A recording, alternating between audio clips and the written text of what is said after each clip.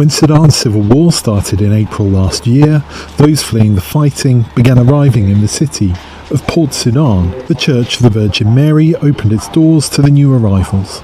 Basada Bushra Gorgeos is one of the priests at the church. Our role as clergymen is to help others find housing, food, and water. We give psychological counseling and physical treatment as well. We try to find safe places for them to stay, whether here or outside Port Sudan. Those who cannot afford to flee the country remain at the church, he says. According to UN figures, almost 11 million are now displaced as a result of Sudan's war. In Port Sudan and its surrounding region, 36,000 are forced to live in public buildings such as churches. Anna Simon Aziz Sadek arrived at the church 2 months ago with her young daughter. She says they were threatened and robbed by members of the paramilitary rapid support forces on their journey here, and that her daughter is traumatized as a result. When we were coming here, the RSF were stopping cars. They pulled us out of our car and took our belongings. So she's still terrified after she witnessed the gunfire. Now, if she sees a group of strangers, she feels scared.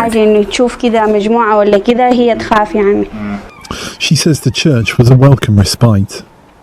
Here,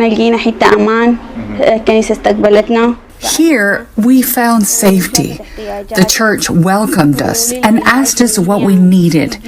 We were tired when we came here, but they helped us. Like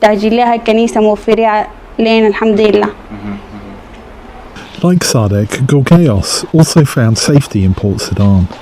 He was displaced after the church he worked at in another city was attacked by unidentified gunmen. He says the clergymen were deliberately targeted. The attackers knew their names, shot one person in the leg, and looted the building. When he arrived in Port Sudan in October 2023, the trauma weighed heavily on him, he says, but that drove him to help others with similar experiences. As clergymen, it is a God-given duty and responsibility to serve others, even if we sacrifice our life to do it. He says the church gets little assistance from the international community. The United Nations has complained about a 50% funding shortfall for Sudan's humanitarian crisis and restricted humanitarian access from the government, exacerbating the plight of Sudan's displaced.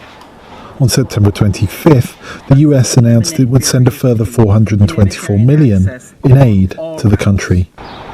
Wilkins, VOA News, Port Sudan, Sudan.